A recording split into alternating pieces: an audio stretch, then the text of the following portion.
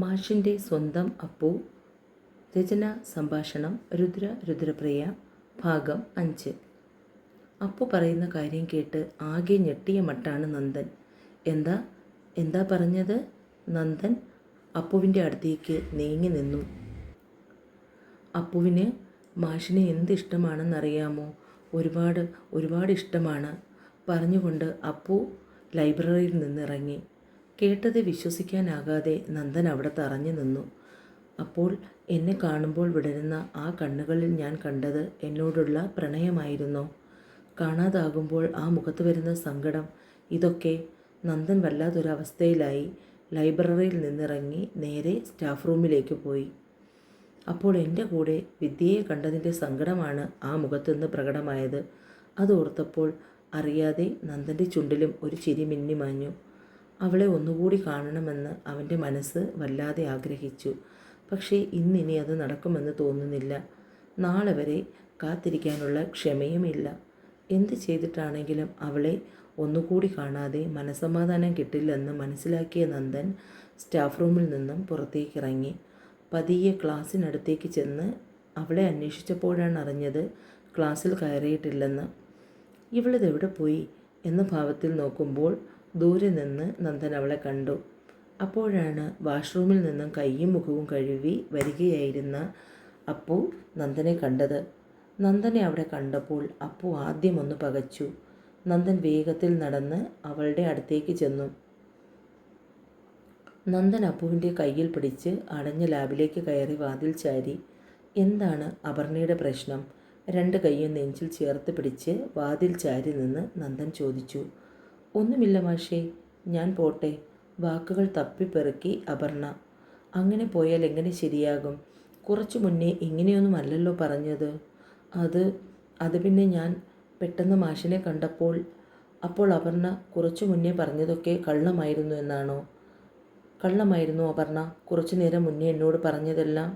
അല്ല, ഞാൻ കള്ളം പറഞ്ഞതൊന്നുമല്ല. അപർണ നന്ദൻ്റെ കൈകൾ ചേർത്ത് പിടിച്ചു. അങ്ങനെ പറയല്ലേ, അപ്പുവിൻ്റെ പ്രാണനാണ്. അത്രയ്ക്കിഷ്ടമാണ് എനിക്ക്. ഇന്നലെ ആരോ ഒരാളെ ഇരുത്തി ബൈക്കിൽ പോകുന്നത് കണ്ടപ്പോൾ സഹിക്കാൻ പറ്റിയില്ല. വല്ലാത്ത വേദന തോന്നി. നെഞ്ചിനകത്ത് ഒരു പിടച്ചിലായിരുന്നു. നന്ദനെ പിടിച്ചിരുന്ന അപ്പുവിൻ്റെ കൈകൾ അയഞ്ഞു. അപർണ ഒരു ചുവട് പിന്നിലേക്ക് മാറി നിന്നു. നന്ദൻ വേഗം ആ കൈകൾ പിടിച്ചെടുത്ത് അവളെ നെഞ്ചിൽ ചേർത്ത് പിടിച്ചു. എനിക്കും ഇഷ്ടമാണെങ്കിലോ അപ്പുവിനെ. കുറച്ചു നേരം 2 പേരും അങ്ങനെ തന്നെ മുഖത്തോട് മുഖം നോക്കി നിന്നു. പെണ്ണിൻ്റെ മുഖം വിടർന്നു, കണ്ണുകൾ തിളങ്ങി. സത്യമാണോ? നന്ദേട്ടന് ഇഷ്ടമാണോ എന്നെ? പറ. നന്ദൻ അവളുടെ കൈകൾ രണ്ടും എടുത്ത് അവൻ്റെ കവിളിൽ പൊതിഞ്ഞു പിടിച്ചു. എന്നെ ഇഷ്ടമാണോ നന്ദേട്ട? ശരിക്കും ഇഷ്ടമാണോ? ഇഷ്ടമാണോ എന്ന് ചോദിച്ചാൽ ഇഷ്ടമാണ്. എത്രയാണെന്നൊന്നും അറിയില്ല. ഞാൻ കുറച്ച് ദിവസമായി ഏറ്റവും മിസ് ചെയ്തിരുന്നത് ഈ മുഖമായിരുന്നു. എന്നെ കാണുമ്പോൾ വിടരുന്ന ഈ കണ്ണുകളും ഈ ചിരിയുമൊക്കെ കഴിഞ്ഞ കുറച്ച് ദിവസം ഞാൻ വല്ലാതെ കൊതിച്ചുപോയി. അതിൻ്റെ ശരിയായിട്ടുള്ള കാരണം ഇതായിരുന്നു എന്നറിയില്ലായിരുന്നു. പക്ഷേ ഇപ്പോഴാണ് എനിക്ക് മനസ്സിലായത്, അപ്പുവിനെ പോലെ എനിക്കും നിന്നെ ഇഷ്ടമായിരുന്നു എന്ന്. നന്ദൻ്റെ അപ്പു നന്ദൻ്റെ കവിളിൽ നിന്നും തൻ്റെ കൈകൾ പതിയെ എടുത്തു മാറ്റി. ഞാൻ പോട്ടെ, എനിക്ക് ക്ലാസ്സുണ്ട്. നന്ദൻ പതിയെ വാതിലിൽ നിന്നും മാറി നിന്നു. അപ്പു വാതിലിനടുത്തേക്ക് വന്ന് പിന്നെയും തിരിഞ്ഞ് ഒരിക്കൽ കൂടി നന്ദനെ നോക്കി. എന്നിട്ട് വാതിൽ തുറന്ന് പുറത്തേക്കിറങ്ങി ക്ലാസ്സിലേക്ക് പോയി. നീ എവിടെയായിരുന്നു അപ്പു? കുറച്ച് നേരമായി നിന്നെ കണ്ടതേയില്ലല്ലോ, കൂട്ടുകാരി ചോദിച്ചു. ഞാൻ ലൈബ്രറിയിൽ പോയിരുന്നു. ഒരു ബുക്ക് തിരിച്ചു കൊടുക്കാനുണ്ടായിരുന്നു. അത് നിനക്ക് ക്ലാസ് കഴിഞ്ഞ് കൊടുത്താൽ പോരായിരുന്നോ? പറ്റില്ല. ഞാൻ ആ ബുക്ക് കുറേ ദിവസമായി എടുത്തിട്ട് ഇത്രയും ദിവസം വീട്ടിൽ മറന്നു വെച്ചിരിക്കുകയായിരുന്നു. ഇന്നലെയാണ് അത് എടുത്ത് ബാഗിനുള്ളിൽ വെച്ചത്. ഇന്നെങ്കിലും അത് ഓർമ്മിച്ചു കൊടുത്തില്ലായിരുന്നുവെങ്കിൽ ഞാൻ ഇന്നും പതിവ് പോലെ മറന്ന് വീട്ടിൽ കൊണ്ടുപോയേനെ. നിന്നെ സാറ് വന്ന് അന്വേഷിക്കുന്നത് കണ്ടല്ലോ നന്ദൻ സാറ്. ആ, ഞാൻ സാറിനെ കണ്ടായിരുന്നു. സ്റ്റാഫ് റൂമിലേക്ക് നന്ദൻ ചെല്ലുമ്പോൾ വിഷ്ണു അവനെയും കാത്തുന്ന പോലെ അവിടെ ഇരിപ്പുണ്ട്. നീ എവിടെയായിരുന്നു? ഈ അവർ നിനക്ക് ക്ലാസ് ഇല്ലായിരുന്നോ? ഇല്ലടാ, എനിക്ക് ഫ്രീ ആയിരുന്നു. പിന്നെ നീ എവിടെ പോയതായിരുന്നു? ഞാനൊന്ന് ലൈബ്രറി വരെ. എന്താണ് നിൻ്റെ മുഖത്തൊരു കള്ള ലക്ഷണം? വിഷ്ണു നന്ദനെ ചൂഴ്ന്നു നോക്കി. എന്ത് കള്ളലക്ഷണം? നിനക്ക് തോന്നുന്നതാണ്. എൻ്റെ തോന്നലുകളൊന്നും ഇന്ന് വരെ തെറ്റിയിട്ടില്ല മോനെ. നീ എന്തോ ഒളിക്കുന്നുണ്ട്. നിൻ്റെ മുഖം കണ്ടാൽ അറിയാം. എന്തായാലും സമയമുണ്ടല്ലോ, ഞാൻ കണ്ടുപിടിച്ചോളാം. ആ, എന്തായാലും ഇഷ്ടം പോലെ സമയമുണ്ടല്ലോ, നീ പതിയെ കണ്ടുപിടിച്ചിട്ട് വന്നാൽ മതി.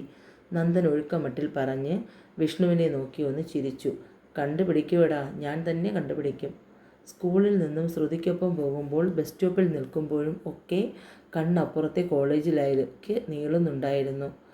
കണ്ണ് ചതിച്ചില്ല, കൃത്യമായി കണ്ടു നന്ദമ്മാഷിൻ്റെ പിന്നിൽ അവനെയും ചേർന്നിരുന്ന വിദ്യാലക്ഷ്മി. അത് കണ്ടതും അപ്പുവിൻ്റെ മുഖത്ത് കാർമേഘം ഉരുണ്ടുകൂടി. ബസ് സ്റ്റോപ്പിൽ നിൽക്കുന്ന അപ്പുവിനെ അപ്പോഴാണ് നന്ദൻ ശ്രദ്ധിക്കുന്നത്. അവനും ശ്രദ്ധിച്ചിരുന്നു അപ്പുവിൻ്റെ മുഖം. ഇവളോട് വിദ്യയെക്കുറിച്ച് പറഞ്ഞതാണല്ലോ അവൻ ഓർത്തു. ഒന്നിവിടെ നിർത്ത് നന്ദേട്ടാ, എനിക്ക് ശ്രുതിയുടെ കയ്യിൽ നിന്നും ഒരു നോട്ട്സ് വാങ്ങാനുണ്ട്. മറന്നതായിരുന്നു, ഇപ്പോൾ കണ്ടത് നന്നായി. ദാ ആ ബസ് സ്റ്റോപ്പിൽ നിൽക്കുന്നതാണ് ശ്രുതി. പ്ലീസ് ഇവിടെ നിർത്ത്. വിദ്യ പിന്നിലിരുന്ന് കാറി. നന്ദൻ എന്ത് ചെയ്യണമെന്ന് സംശയമായി. ബൈക്ക് അവർക്കടുത്തേക്ക് തന്നെ വരുന്നത് കണ്ടതും അപ്പു മുഖം തിരിച്ചു നിന്നു. ശ്രുതി! നീട്ടിയുള്ള വിളി കേട്ടപ്പോൾ ശ്രുതി നോക്കുമ്പോൾ മുന്നിൽ വിദ്യാലക്ഷ്മി. എന്താ വിദ്യ? ശ്രുതി, ഞാൻ ചോദിച്ച നോട്ട് അത് വാങ്ങാൻ മറന്നുപോയി. ഇപ്പോൾ കണ്ടത് നന്നായി. ശ്രുതി വേഗം ബാഗിനുള്ളിൽ നിന്നും ബുക്കെടുത്ത് വിദ്യയ്ക്ക് കൊടുത്തു. ഓക്കെ ശ്രുതി, താങ്ക്സ്. നാളെ ക്ലാസ്സിൽ വരുമ്പോൾ തരാം. ഇതാരാ ശ്രുതി? നിൻ്റെ ഫ്രണ്ടാണോ? നമ്മുടെ കോളേജിലാണോ? അതെ, എൻ്റെ ഫ്രണ്ടാണ് അപർണ. ഇവിടെ +2 സ്റ്റുഡൻ്റാണ്. ഓക്കെ, പോകാം നന്ദ. വിദ്യാലക്ഷ്മി നന്ദൻ്റെ തോളിൽ കൈ ചേർത്ത് വെച്ചു. നന്ദൻ നോക്കുമ്പോൾ ഇപ്പോൾ പൊട്ടിത്തെറിക്കാൻ പാകത്തിന് അഗ്നിപർവ്വതം പോലെ നോക്കുന്നുണ്ട് അപ്പു. നന്ദൻ വേഗം അവിടെ നിന്നും ബൈക്ക് മുന്നോട്ടെടുത്തു. വീടെത്തിയതും വിദ്യ ചാടി ഇറങ്ങി അകത്തേക്ക് പോയി. അമ്മായി, ഞാൻ എത്തി. എത്തിയോ? അമ്മായിയുടെ കാന്താരി. അടുക്കളയിൽ എന്തോ ജോലി ചെയ്യുകയായിരുന്ന സൗദാമിനി ഉടുത്തിരിക്കുന്ന നേരിയതിൽ കയ്യും തുടച്ച് ഇറങ്ങി വന്നു.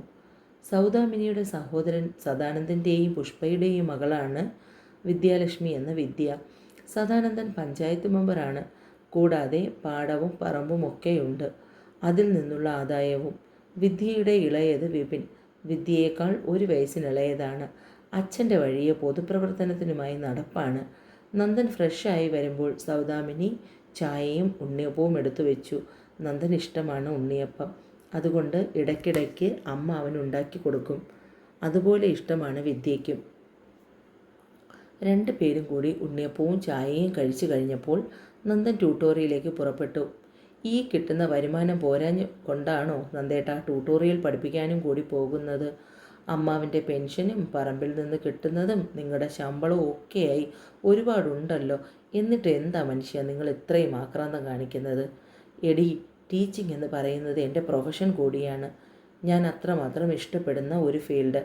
പിന്നെ ഉണ്ണിത്തമാശ വന്ന് നിർബന്ധിച്ചത് കൊണ്ടാണ് ഞാൻ ആ ട്യൂട്ടോറിയൽ പഠിപ്പിക്കാൻ പോകുന്നത്. ഓ, മനസ്സിലായി. ചെന്നാട്ടെ നന്ദമാഷ്. നീ വീട്ടിൽ പോകുന്നില്ലേ?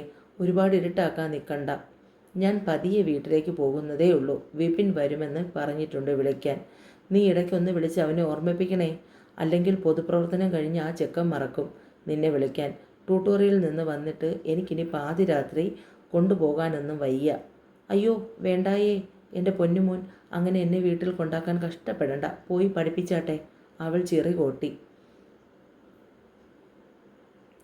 നന്ദൻ അമ്മയോട് പറഞ്ഞിട്ട് ട്യൂട്ടോറിയലിലേക്ക് പുറപ്പെട്ടു. ക്ലാസ്സിലേക്ക് ചെല്ലുമ്പോൾ അപ്പു ലീവാണ്. ഈ പെണ്ണ് പിണങ്ങി കാണുമോ? അതിന് സംശയമില്ല, പിണങ്ങിയിട്ടുണ്ട്. അല്ലെങ്കിൽ എന്തായാലും വരാതിരിക്കില്ല.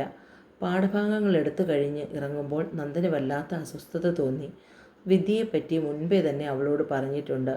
അമ്മാവൻ്റെ മോളാണെന്നും ഇതുവരെ അവളോട് അങ്ങനെ ഒരു ഇഷ്ടം എനിക്കോ അവൾക്ക് എന്നോടോ ഒരു ഇഷ്ടമുള്ളതായോ തോന്നിയിട്ടില്ല. അതും പറഞ്ഞു കൊടുത്തതാണ്. പിന്നെ ഇവളെന്താ ഇങ്ങനെ? കൃത്യമായി പറഞ്ഞാൽ ഏകദേശം 6 മാസമായി കാണും അപ്പവും താനും തമ്മിലുള്ള ഇഷ്ടം തുടങ്ങിയിട്ട്. ഇതിനിടയിൽ നിസ്സാര കാര്യങ്ങൾക്ക് അവൾ പിണങ്ങും. പക്ഷേ എന്നാലും അവളെ കാണാതിരിക്കുന്ന കാര്യത്തെക്കുറിച്ച് ഓർക്കാൻ പോലും കഴിയില്ല. എങ്ങനെയോ ഒന്ന് കാണുന്നത്. എത്ര ആലോചിച്ചിട്ടും നന്ദൻ ഒരു വഴിയും കിട്ടിയില്ല. അപ്പോഴാണ് മൊബൈൽ റിങ് ചെയ്തത്. നന്ദൻ ഫോൺ എടുത്ത് നോക്കുമ്പോൾ അമ്മയാണ്. എന്താ അമ്മ? മോനെ നന്ദ, നീ ട്യൂട്ടോറിയലിൽ നിന്ന് ഇറങ്ങുമ്പോൾ 1 പാക്കറ്റ് റവയും കടലയും വാങ്ങി വരാൻ മറക്കല്ലേ.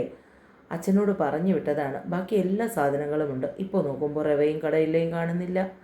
ആ ജംഗ്ഷനിലുള്ള അപർണ സ്റ്റോറിൽ നിന്നാണ് അച്ഛൻ സാധനം വാങ്ങിയത്. അവിടെ വാങ്ങി വെച്ചിരുന്നു എന്ന് എടുക്കാൻ മറന്നു.